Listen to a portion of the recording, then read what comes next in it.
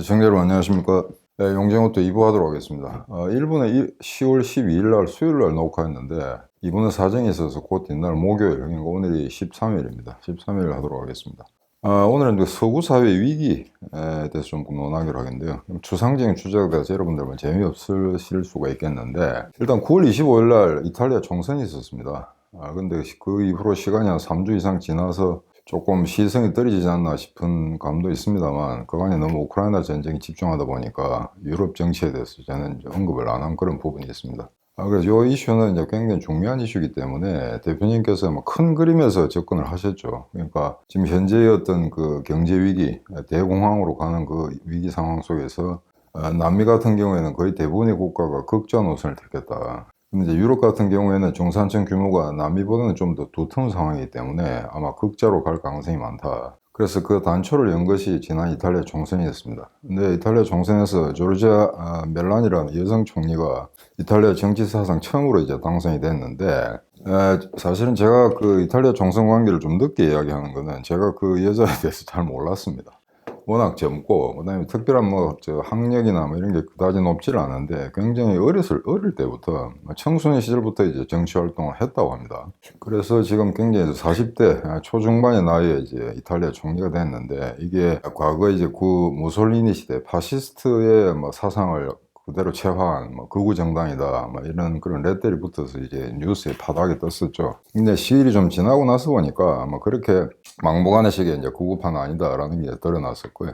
그래서 이제 이 여자 보니까 이 멜론이라는 이름이 과일의 멜론하고 같습니다. 똑같습니다. 근데 이탈리아에서는 이게 여성의 유망이라는 뜻도 있거든요. 그래서 이 사람이 이제 그 선거 캠페인 할 때 멜론 두 개를 이렇게 자기 앞가슴에 붙이고 이렇게 흔드는 이런 쇼까지 하면서 조회수가 무슨 1,500만까지 갔다던가요. 그런 우스꽝스러운 이야기가 있는데, 참 이런 것도 보면은 이제 정치가 얼마나 희화화되는가, 저질스러운 국면으로 가는가 하는 게 인터넷 시대에 더 이제 크게 범람하게 되는 그런 상당한 우려가 있습니다. 이탈리아는 옛날에 80년대에 치치올리나라고 직업 장녀를 국회의원으로 선출하는 그런 희한한 나라였습니다. 그래서 웃자고 하는 이야기인가는 모르겠는데, 이제 그렇게 막무가내 식으로 가다 보게 되면 과연 우리가 가야 할 바가 뭔가, 그다음 우리가 지향하는 바가 뭐며, 우리가 자식들에게 뭘 가르칠 것인가, 이런 게 굉장히 이제 혼돈에 빠질 때가 있습니다. 그래서 이런 장난은 서구에서 이탈리아가 가장 좀 심한 상태인데, 일단 이탈리아 우파 연합에 대해서 좀 말씀드리도록 하겠습니다. 조르자 멜로니, 이 사람이 있는 그 이탈리아 형제당이라는 게 지난 2018년 선거에서는 불과 4%밖에 득표하지 못했습니다. 거의 미미한, 거의 이게 존재가 없는 군소정당이죠. 그런데 이게 정치 외교적 또는 이제 경제적 위기가 가중되니까 이게 극우 돌풍이 불면서 이제 3개 정당이 연합해서 우파 연합을 창설했습니다. 그게 이제 그 중에 하나가 이제 오래된 이제 그 극우 세력이라고 할 수 있죠. 마테오 살비니가 이끄는 동맹, 그 다음에 실비오 베를루스코니가 이끄는 전진 이탈리아당, 포르자 이탈리아라는 거. 이거 베를루스코니는 아마 워낙 80년대부터 이미 알려진 사람이기 때문에 여러분들 아마 잘 아실 겁니다. 잘 아시는 분도 있고, 잘 모른다 하더라도 이름은 어딘가 들어봤다라는 그런 느낌을 가지실 겁니다. 사실은 정치는 몰라도 축구 좋아하는 사람들한테 굉장히 잘 알려진 사람인데요. 이 사람이 있던 이탈리아 세리아 프로리그 1부 리그 축구의 AC 밀란의 구단주였습니다. 80년대. 그래서 이 팀을 그 당시 80년, 90년대 세계 최강팀 중에 하나로 이끌었고, 그 당시 유명한 네덜란드 삼총사라고 있었죠. 그러니까 네덜란드 출신의 국가대표급 선수 3명을 AC 밀란이 영입해서 그 당시 나폴리에 있던 마라도나하고 이제 대결을 펼치는 그런 아주 진풍경이 벌어졌었습니다. 마르코 반 바스텐, 루드 홀리트, 그 다음에 프랑크 라이카르트, 이런 천재적인 그 슈퍼스타가 있던 시기였는데, 그때 유럽 축구를 거의 싹쓸이 했을 그런 시즌이 있었습니다. 그래서 AC 밀란이 어느 정도가 승승장구했냐면은 아마 80대, 90대를 거쳐서 레알 마드리드나 바르셀로나보다 더 뛰어난 팀의 하나로 그렇게 인정을 받았었고, 요 최근까지 유럽 챔피언스리그 우승한 거는 요 마지막은 2007년 브라질 카카가 있을 때였습니다. 그 이후에는 아직 유럽 리그에서 우승한 적이 없기 때문에 조금 침체기에 빠졌다고 할 수 있는데, 여하간 여기를 좀 썼습니다. 그 실비오 베를루스코니가 이끄는 전진 이탈리아당, 동맹하고 전진 이탈리아당은 기껏해야 8% 조금 넘는 수준이었고요. 이 멜로니가 이끄는 이탈리아 형제당은 26% 이상을 득표했기 때문에 아마 내각을 구성해 조각을 할 경우에도 그렇게 6대4, 5대5 정도로 이렇게 배분할 것 같지는 않습니다. 그러니까 만약에 이 멜로니가 한 14% 얻고 전진 이탈리아당이 한 10%, 11% 얻었다, 동맹이 12%다, 이래 비등비등한 그런 득표를 했더라면은 그러면 이제 장관 자료도 거의 균등하게 나눠 먹을 수 있겠죠. 그런데 일방적으로 이쪽 그 이탈리아 행정당 쪽이 많기 때문에 아마 그 멜로니를 중심으로 아마 조각이 되지 않을까 그렇게 예측이 되고 있습니다. 그래서 이제 간단히 도식적으로 말씀드리면은 그럼 이 국내 정치 내치는 어떻게 할 거냐. 그러니까 뭐 극우 정당이니까 뭐 철저히 반이민, 그 다음에 이제 동성애 반대, 그 다음에 아동 부양 지원, 뭐 이런 게 특화하겠다라는 이제 정책을 내세웠는데, 아동 부양 지원 이건 아마 멜로니가 스스로 아마 제창했던 것 같습니다. 가정주부고 하니까요. 그래서 이런 거는 이제 소위 말해서 전통적인 이제 보수의 가치를 지향한다라는 게 될 수 있겠고, 그 다음에 이제 경제는 뭐 지금 전 세계 경제가 다 엉망이기 때문에 이탈리아도 예외는 아닙니다. 뭐 최고치를 찍은 건 아닙니다만 9% 10%에서 왔다 갔다 하는 그런 인플레를 시현하고 있고, 그래서 전반적으로 경기 침체이기 때문에 막 감세, 기업에 대한 감세를 통해서 경기 부양을 유도하겠다. 그 다음에 이제 정부 지출을, 재정 지출을 확대하겠다. 이런 메시지를 내놓고 있습니다. 그런데 이 감세뿐만 하더라도 이게 기업에만 국한되는 감세냐, 아니면 기업과 이제 개인의 어떤 세금 부담도 덜어줄 거냐 하는 거는 좀 더 구체적인 법안이 나와야 이제 확인할 수 있을 것 같은데, 이거는 영국 트러스 신임 여성 총리가 내걸은 이제 기업에 대한 감세를 통해서 경기 부양을 견인하겠다 하는 것과 뭐 유사한 맥락입니다. 다만 이제 구체적으로 어떤 도구들을 채택할 건가 하는 건 좀 더 두고 봐야 되겠는데, 이거는 뭐 사실은 이탈리아 이제 경제 위기라는 게 이 나라에 국한된 것뿐만 아니고 전 세계적으로 통화의 범람, 그다음에 코로나나 우크라이나 전쟁으로 인해서 벌어진 어떤 전 세계적인 위기 상황, 그런 소용돌이 속에 놓여 있기 때문에 굳이 이탈리아 한 나라가 이 어떤 그 정책적 도구를 잘 활용해서 위기를 벗어난다고 하더라도 그게 유럽 전체 경기라든가 전 세계 경제 전체에 어떤 영향을 미치기는 어렵다고 봅니다. 이탈리아 경제력이 그렇게 크지 않기 때문에. 다만 이제 전 유럽에서 처음으로 이탈리아 같은 이제 대국이죠. 프랑스, 독일 다음 가는 그런 대국의 구정당이 들어섰다 하는 것은 이제 긴장을 조성할 수밖에 없는 그런 상황인 것 같습니다. 그런데 그럼 외교는 어떻게 되느냐? 그럼 당장 초미의 관심사가 이런 거죠. 저 극우 정당이 푸틴과 러시아하고는 어떤 관계를 가지고 있으며 중국에 대해서는 어떤 입장을 취할 것인가? 나중에 조금 이따 말씀드리겠습니다만 유럽의 극우파들, 극우 정당들이 대부분의 이제 푸틴하고 뭔가 이게 사적 공적인 관계가 있습니다. 그러다 보니까 이게 푸틴을 좋아하는 게 아닌가. 그래서 지금 그 대우크라이나 지원, 대러시아 규탄, 이런 어떤 그 유럽의 연합전선에 균일이 생기는 게 아닌가 하는 그런 우려도 나오고 있습니다. 그런데 다행히, 푸틴을 신랄하게 비판하고 나섰습니다. 멜로니 스스로가. 근데 이제 베를루스코니라든가 그 다음에 동맹의 당수인 마테오 살바니 이런 사람들은 이제 푸틴과 이제 개인적인 관계가 굉장히 깊은 사람으로 그렇게 알려져 있습니다. 그래서 함부로 말은 못하고, 그 멜로니는 뭐 지금까지 뭐 돈 받은 것도 없고, 개인이나 정당 차원에서 푸틴의 러시아와 그런 재정적인 관계를 갖고 있지 않다라는 걸 스스로 이제 천명했기 때문에 그런 정치적 부담에서는 좀 더 자유스러울 수 있는 사람이죠. 그래서 이제 그 러시아를 신랄하게 비판해 나섰고, 중국에 대해서는 이미 캠페인 전부터 굉장히 단호한 입장을 취했습니다. 그러니까 심지어 어떤 시기냐면은 이제 중국 거의 뭐 레이시스트, 인종차별에 가까울 정도로 중국을 비난했었고요. 근데 이거는 여러분들 기억을 해보시면 알겠습니다만, 지난번에 코로나가 이탈리아에 어마어마하게 이제 큰 규모로 창궐 했었죠. 주로 북쪽의 롬바르디아 지방, 약간 밀라노, 거기 이제 의류 산업의 중심지인데, 거기에 이제 싼 임금을 지닌 그 중국 노동자들이 대거 들어갔고 자본 투자도 엄청난 규모로 했습니다. 그래서 어찌 보면 이제 이탈리아의 어떤 그 상징된 의류 산업 그 자체가 중국에 잠식되는 것이 아닌가 하는 그런 우려도 이제 팽배했던 시절이 있었습니다. 그래서 그와 더불어 중국에 대한 반중 감정 이런 것도 이탈리아에서 상당히 많이 발흥하고 있는 그런 상태고요.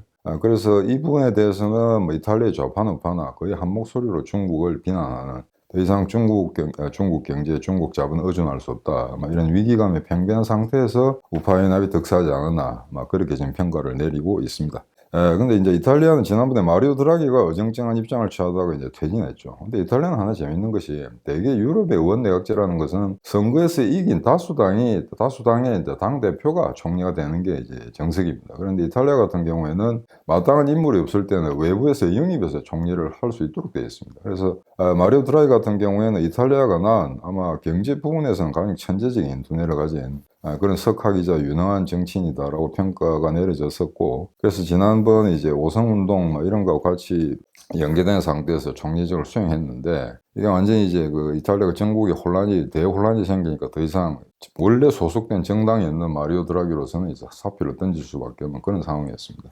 그래서 이제 그런 혼돈의 와중에 이제 우파 연합이 집권을 했다. 그래서 이건 나중에 말씀드리겠습니다만, 이게 아마 서유럽의 다른 우파 정당들한테 상당한 자극이 되지 않을까. 그래서 다음에 계속 이어지는 여러 나라의 총선에서 우파가 약진할 수 있는 그런 발판을 구축했다라는 그런 뉴스가 나오고 있습니다. 이미 2019년에 유럽의회, EU의회 선거에서 우파가 거의 대부분을 독식을 했거든요. 그래서 그 이후에 이제 잠깐 코로나 때문에 이제 그 우파들의 약진이 주춤하다가 다시 지금 이제 아주 전반적인 총괄적인 대공황의 위기로 몰리면서 그 우파들의 목소리가 더욱더 빛을 발하는 더 많은 득표를 가져온 그런 현상이 나타나고 있습니다. 그럼 이제 영국은 지금 어떠느냐? 영국의 트러스 총리가 이제 세츄리즘을 흉내내면서 일단은 이제 일종의 보궐선거라고 할 수 있죠. 이게 총리가 됐는데, 이 여자도 뭐 대표님께서 말씀하셨습니다. 조금 시대착오적인 그냥 기업에 대한 친기업적인 그런 발언들, 그 다음에 기업의 감세만을 통해서 경기 부양이 될 수 있을 거라고 생각했는데, 막상 뚜껑을 열어보니까 영국의 재정이 형편없더라는 겁니다. 그러니까 이제 교과서적으로 생각하면 맞는 이야기죠. 이제 감세를 하면 기업이 좀 더 역동적으로 투자를 하지 않을까. 그건 뭐 경제 원리로서는 그렇게 당연한 건데, 문제는 그랬을 경우에 감세를 해가지고 기업한테 더 투자를 하라고 유도했을 경우에 기업이 더 이상 투자해서 소득을 올릴 가능성이 없다면, 그럼 그건 곧바로 국가의 재정위기로 연결되는 거죠. 그러니까 기업이 투자할 때가 많아서 계속해서 그런 활성화된 양적 투자학대를 도모해서 그게 소득을 가져오고 그게 이제 세금이 더 늘어나는 현상이 나타난다면 그것은 트러스의 정책이 옳습니다. 그런데 투자하라고 해도 투자할 곳이 없는 이런 대공황의 상태에서는 오히려 국가 재정만 소모될 따름이죠. 그래서 이건 아마 급거 처리할 수밖에 없는, 아마 윤석열과 똑같은 아마 그런 위기에 처했던 것 같습니다. 트러스 같은 경우에 집권하자마자 바로 이제 인프레라든가 이런 걸 붙잡아야 되는데, 그 다음에 올 이제 하반기에 특히 겨울이 되면 나타날 때 에너지 비용의 상승, 이런 거 일반 서민들이 감당하기가 힘든 과제들이죠. 그래서 이제 그런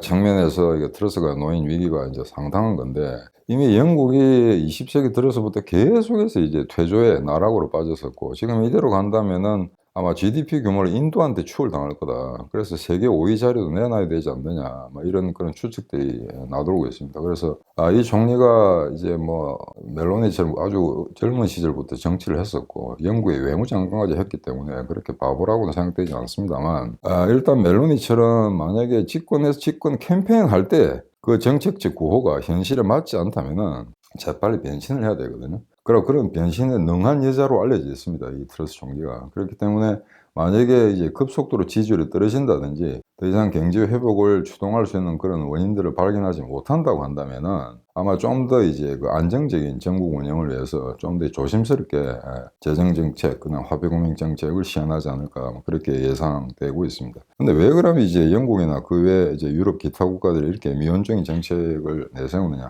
하면은, 이 사람들이 이제 대중의 어떤 분노 이런 것 갖다 불식시키기 위해서 미래는 밝다라고 이제 계속 그렇게 집권당은 그렇게 이야기할 수밖에 없죠. 대부분의 경우에 미국이나 우리나라도 마찬가지입니다. 자, 그런데 지금의 경제 위기라는 게 대표님이 말씀하신 것처럼 이게 2, 3년 안에 끝날 그런 단순한 경기 변동이 아니라는 거죠.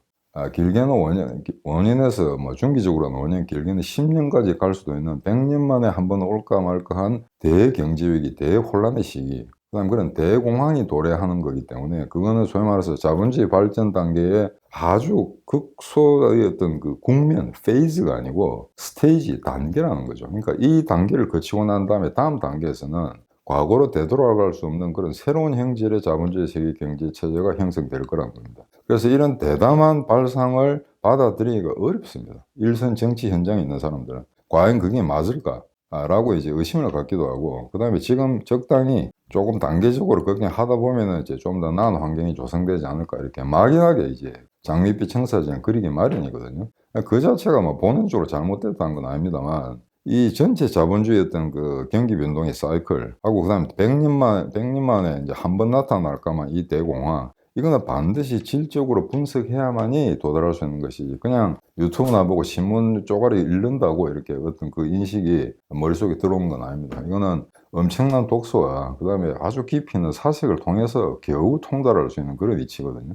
이제 그런 거는 혁명 21년 대표님께서 먼저 선제적으로 제출할 수는 있습니다만, 이런 정치 일선에 있는 사람들 같은 경우에는 그게 굉장히 힘들죠. 하지만 만약 위기가 좀 더 본격적으로 도래하면서 이제 파탄이 발생한다면 그때는 특단의 조치를 취하지 않을 수 없을 거다, 아마 그런 예측을 해봅니다. 자, 그러면은 이번에 이제 유럽 정치의 어떤 이런 혼동 과정 속에서 이 우파들, 이게 이제 얼마나 이제 허약한 체질을 갖고 있는가 하는 걸 좀 살펴보겠습니다. 유럽의 극우파들이 지금 그 푸틴하고 사귀는 과정에서 그간에 완전히 신세에 망한 사람들이 있죠. 대표적인 게 프랑스의 마리 르팽, 여자입니다.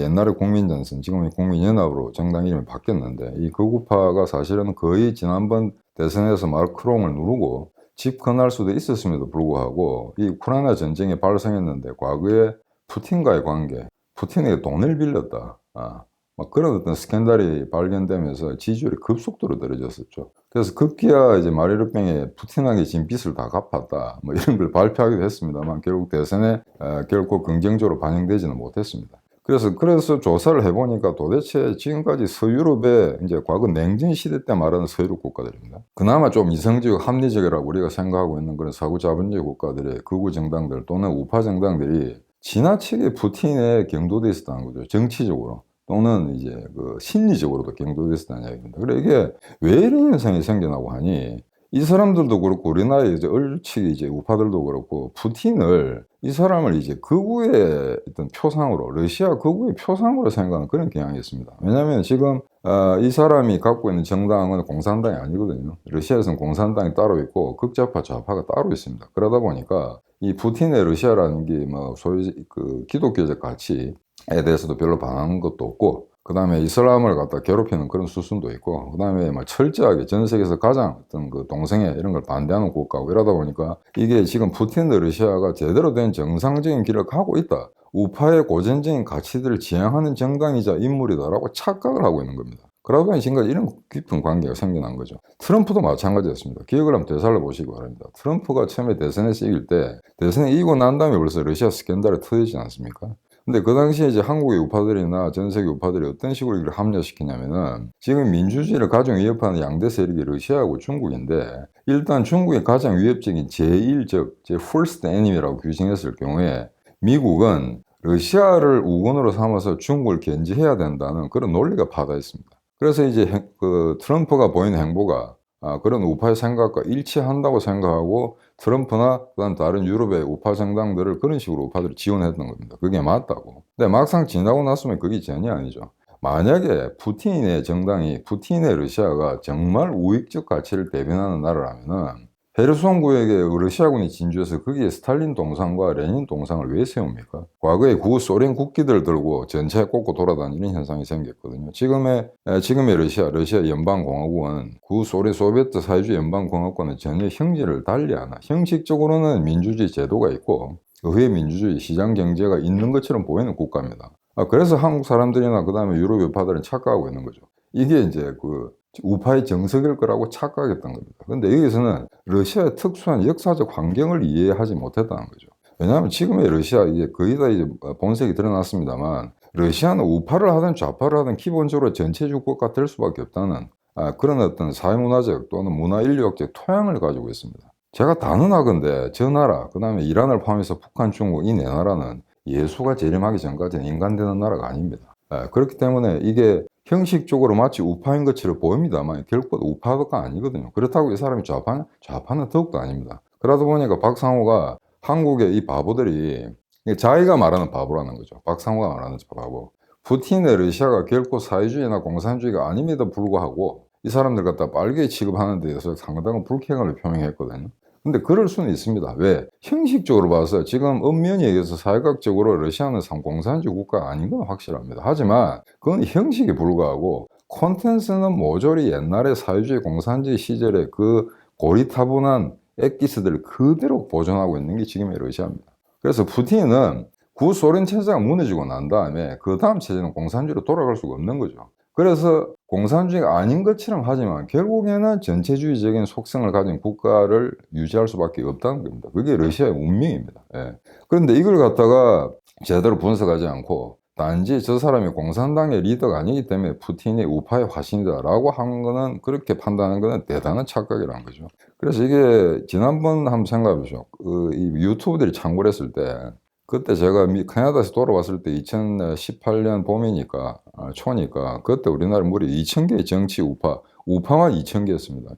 2,000개의 우파 유튜버들이 있었는데, 지난번 미국 대선, 그러니까 트럼프가 지고 바이든 이길 때, 그때 8, 90%가 트럼프를 지지했거든요. 근데 얼마나 이 얼토당토하냐면은, 자, 그 당시에 한국의 좌파들, 종북 세력들, 친중 세력들은 트럼프가 되기를 바랬습니다. 왜? 트럼프가 돼야 나라를 북한과 중국에 양도할 수 있는 아주 기초적인 이제 토대가 마련되는 거거든요. 싱가포르에서 저런 쇼를 했으니까 2차, 3차 저런 쇼를 하게 되면은 드디어 미국과 저런하고, 미국, 일본, 서방 세계 저런하고 중국과 북한의 품으로 안기게 할 수 있다는 거죠.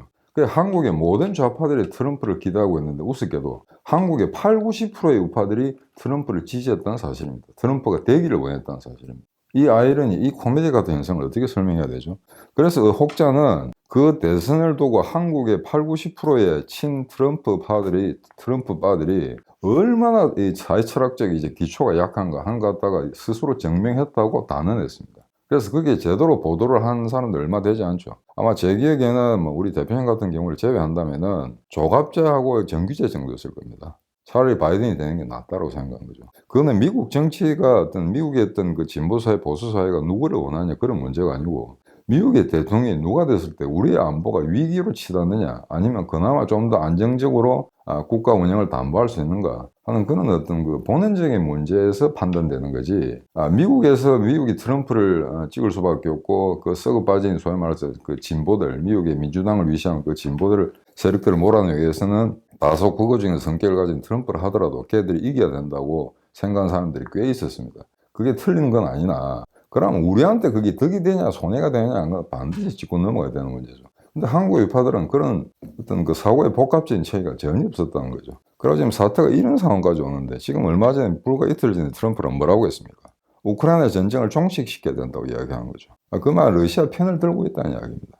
거기에 대해서 한국 우파가 추파를 던진다. 그 다음에 유럽의 극우 정당들이 그와 평행선상에서 유사한 입장을 취한다. 이거는 말이 아니라는 거죠. 이거는 이 국가들 스스로가 서구 가치를 포기하는 게 됩니다. 그래서 지금 이거는 어떤 보면 어떤 한 국가의 어떤 정체성의 위기라기보다는 지금까지 인류가 수백 년에 걸쳐서 만들어 온 어떤 민주주의 제도, 그 다음에 소위 그 웨스턴 밸류, 서구 가치라고 하는 것, 다른 무엇과도 대체될 수 없는 이런 보편 타당한 이런 가치들을 갖다가 지금까지 쭉 이어왔었는데, 2차 대전 때만 하더라도 그 가치를 수호하기 위해서 전 세계가 싸웠죠. 그래서 사실은 결국에는 인류 사회의 반문명적인 궁극적인 위협 요소가 될 소련 같은 경우에도 영미연합군이 그래도 나치 독일에 더 위험한 존재이기 때문에 소련과 연합전선을 맺고 나치 독일을 쳤습니다. 일본을 치고 이탈리아를 쳤죠. 그래서 어렵게나마 민주주의 가치를 수호한 게 2차 대전의 결과였습니다.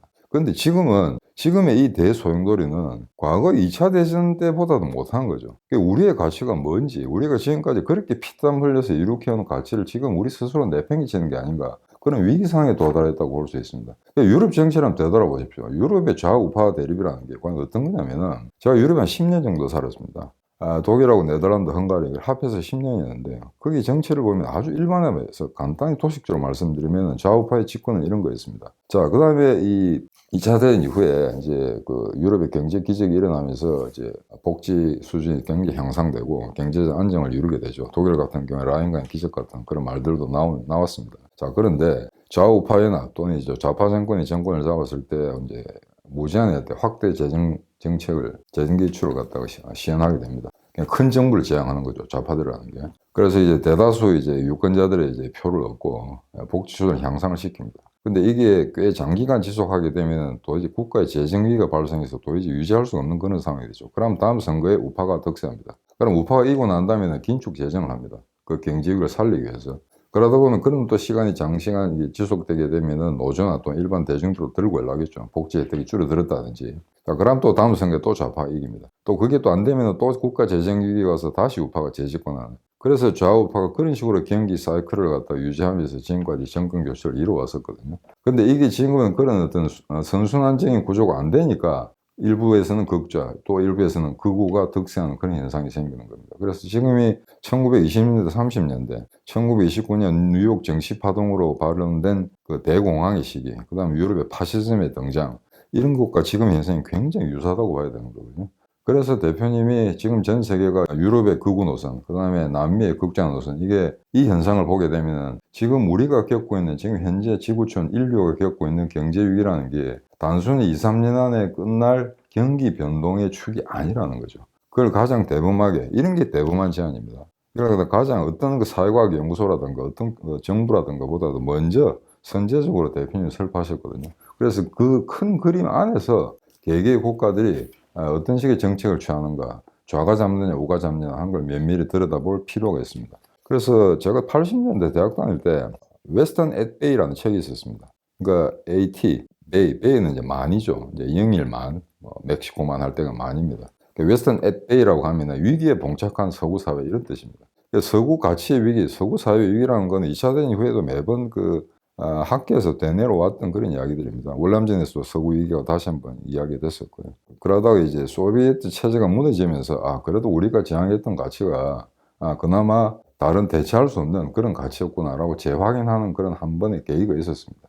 그러다가 이제 무제한적인 자본과 노동의 이동이 개시되면서 이제 신자유주의가 이제 득세를 했죠. 근데 그게 결국에는 인류의 어떤 보편 타당한 가치를 지향한다든가 물질적 풍요를 영구적으로 가져다 주는 이즘이 아니라는 게 이번에 확인이 됐습니다. 그러다 보니까 기존의 어떤 중도 노선, 온건한 노선에서 이탈한 극좌라든가 극우라든가 게 이제 창궐하게 되는 거죠.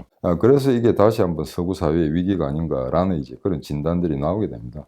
그래서 지금 여기서 이제 결론적으로 말씀드릴 거는 이 유럽의 극우파들이 얼마나 어리석은 굉장히 허약한 어떤 철학적 기초를 가지고 있는 것과 이제 비슷하게 한국도 마찬가지입니다. 한국이 이제 태극기 들고 성조기 들고 대모하는 저 군중들 보면 과연 집에서 책을 얼마나 읽는지 이런 걸 거의 알 수가 없는, 그러니까 누가 선동하면 따라 나와서 그냥 깃발만 흔들면 그게 우파를 지향하고 그들의 가치를 담보하는 것으로 그래 착각하는 경우가 많습니다. 그래서 대표님 지금 시장 경제라든가 그다음에 현재 우리가 알고 있는 민주주의 어떤 그 속성이라든가 지금 크게 변질되고 있다라고 여러 번 말씀하셨죠. 그래서 이 국민에서 자유시장 경제라는 걸 혁명 20이라는 대표님의 그걸 파괴하자거나 혁파하자는 게 아닙니다. 그 가치라는 거는 분명히 어떤 그 세대의 차이라든가 그다음에 어떤 역사적 맥락에서 계속 꾸준히 그 가치를 유지해 온 거는 사실입니다. 그래서 시장 경제가 어찌 보면 굉장히 이제 구체성 가진 개념 같습니다. 굉장히 추상적이죠. 그래서 대표님이 지난번에 말씀하셨습니다. 우리나라 우파들이 과연 이제 우파 경제학 교과서의 상징이라고 하는 국부론을 얼마나, 아담 스미스의 국부론을 얼마나 읽었는가, 거의 읽지 않았던 걸로 알고 있습니다.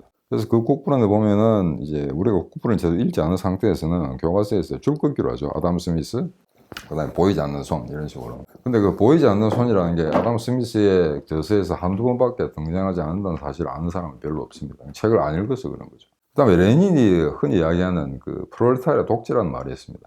그러니까 부르주아 사회에서 사회주의 사회로 공산주의 사회로 이행하는 과정에서 프롤레타리아가 불가피하게 독재를 형성할 수밖에 없는, 그 독재 정치를 한시적으로 할 수밖에 없다는 그런 논리였는데, 이게 뭐 칼 마르크스가 이야기한 걸 레닌이 따온 거죠. 레닌은 프롤레타리아 독재라는 말을 약방의 감초처럼 써먹었습니다. 근데 정작 칼 마르크스의 저작에는 그 많고 많은 저작 중에 프롤레타리아 독재라는 말은 딱 2번 나옵니다.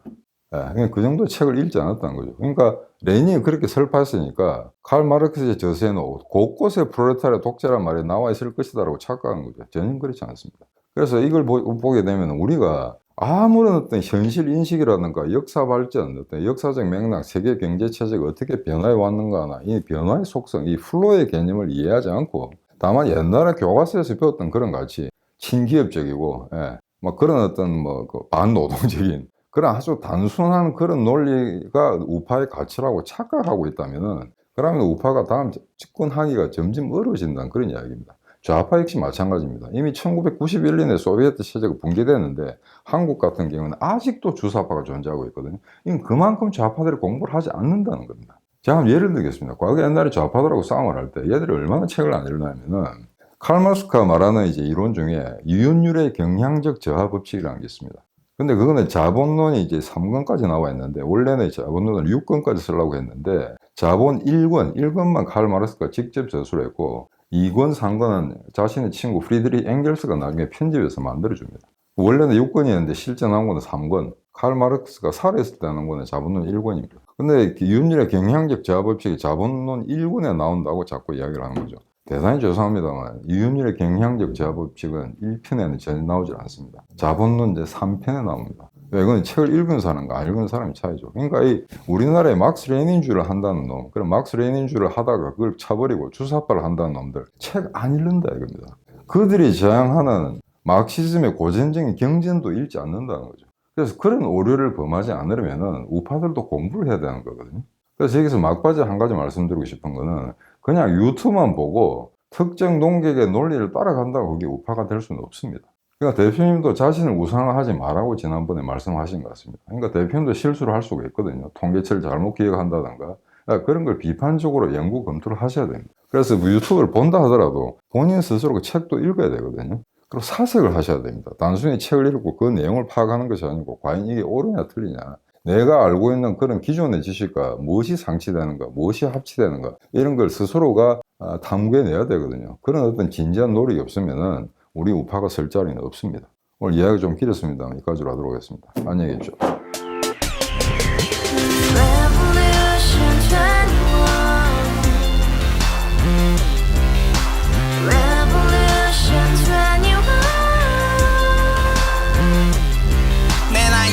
월세 30 코인빚만 300 서울에 온 지 벌써 10년 아둥바둥 버텼지만 여전히 난 반지 하에 제왕 곰팡이 연문제약 내비랑 깡통망통 완전히 폭망 90원 창문만큼 작아진 내 꿈 연애 결혼 내 집 모든 게 헛꿈 1년 전 떠난 여친 울며 말했지 같이 써봤자 평생 가본 게 꼭꼭꼭하지 가바후스 700 나도 소유주 가바후스 700 나의 소주 택시기사 우라부지 마트 캐셔 울어무니 우리 집안 다 털어봤자 후줄 그래 개선민 내 미래 거기서 팍 끝난 거지 팍 더 이상 노력 따윈 괴물이 스펙 찾아서 말리 비오는 날 알바 잘려 맨날 학원 날 개쳐 발려 밤비 내리는 양화대교 홀로 걷고 있을 때 현수막에 아로 새겨진 평당 700짜리 아파트 다같이 소리 질러 혁명 21 가바후스 700 나도 소유주 가바후스 700 나의 소주 Together in the house, brand new day, and your dream had just begun. Yeah.